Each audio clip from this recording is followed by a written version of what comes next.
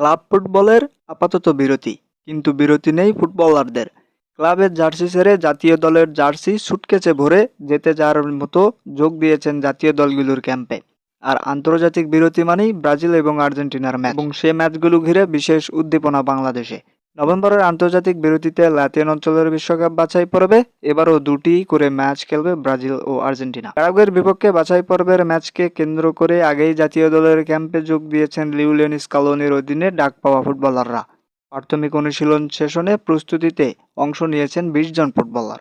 Lautaro Martinez, Alejandro Garnacho, Nicolas ও ভাতি কাস্তিয়ানসরা দলের সঙ্গে যোগ দিয়েছেন মঙ্গলবার থেকে। তারা আছেন এবারের আর্জেন্টিনা স্কোয়াডে। ৬ দিন আগে আর্জেন্টিনার দল ঘোষণা করলেও চোটের কারণে দল থেকে ছিটকে গেছেন ডিফেন্ডার রোম্যান পেসল্লা।